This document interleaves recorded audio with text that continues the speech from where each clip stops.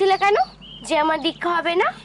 শোন শোন, আচ্ছা গুরুদেবের কথা ফেলা যায়? তবে আমায় বললে না কেন যে আমার দীক্ষা হবে? বললে যেতি। তুমি মিথ্যে কথা বলেছো। ওহো, এই মেয়েকে কি করে বোঝাই?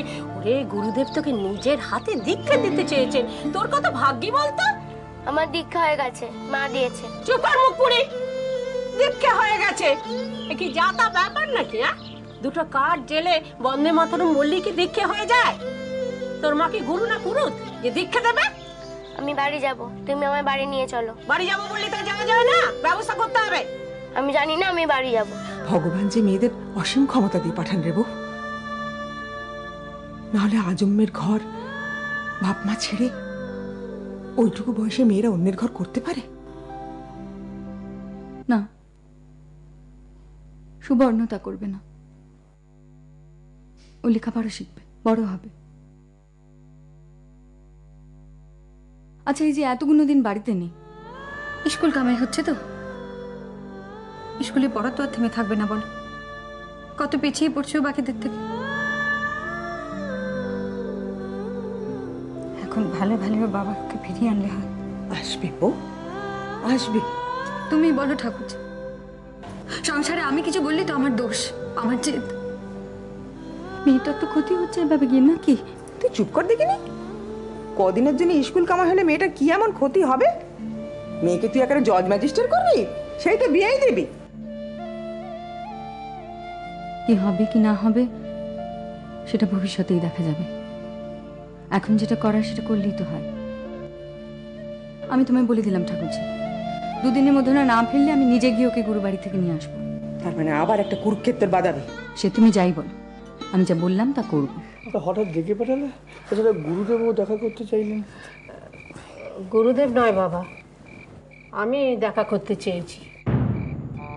আমি কথা বলতে চেয়েছি শুনে তো আর আমার মাতৃভক্ত ছেলে ছুটে আসবে না, তাই গুরুদেবের নামটুকু করতে হয়েছে। কি কথা মা? বলবো বলবো। আগে ভাবতুম আর কারোর উপরে না হোক, আমার নিজের ছেলের উপর একটা জোর আছে। এখন দেখছি না, সব ভুল। আরে নবু, কি এমন অপরাধ করেছি যে আমার একমাত্র ছেলের উপরে কোনো অধিকার নেই? নিজের নাতি নাতনিগুলোকে নিয়ে একটু আমোদ আহ্লাদ করতে পারবো না? বিয়ের আগে এই মাকে শুধু একখানা পত্র দিয়ে নেমন্তন্ন করবি? মা, ও মা গো মা, মা তুমি তুমি তুমি অমন ভাবে বলো না মা। ওখানে এমন ভাবে সব ঘটে গেল না, আমার কিচ্ছু করার ছিল না, বিশ্বাস করো মা। আসলে আসলে মেয়েটা এমন সর্বশান্ত হয়ে এসে দাঁড়ালো না, তোমারও দেখলে মায়া হতো, বিশ্বাস করো তোমারও মায়া হতো। আর তুমি তো তোমার বৌমাকে চেনো মা। ও ও বাড়িতে আশ্রয় দিল মেয়েটাকে, ও সইয়ের মেয়ে। হ্যাঁ,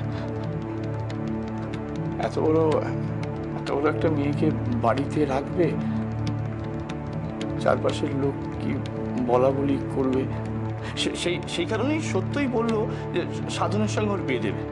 হ্যাঁ, সত্য ওকে আশীর্বাদ করে ফেলেছে। কি কি বললি তো? তাহলে তো সব ঠিক করে ফেলেছিস। আমি পত্রখানা না দিলে তো নেমন্তন্নটুকু পেতাম না। তুই পাঁচটা পুষ্টি মুখের উপর বলে দিবি যে নাতির বিয়ে আমার অমতে করছো, আমাকে জানাওনি, আমি এবার নাতনির বিয়ে নিজে দাঁড়িয়ে থেকে বাস। ছেলে আসছে, কথাটা পান না।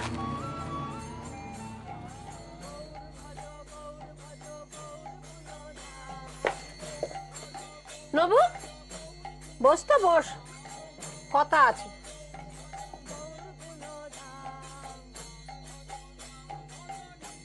আমি সুবর্ণর বিয়ে ঠিক করে ফেলেছি, সামনের হপ্তায় বুধবার।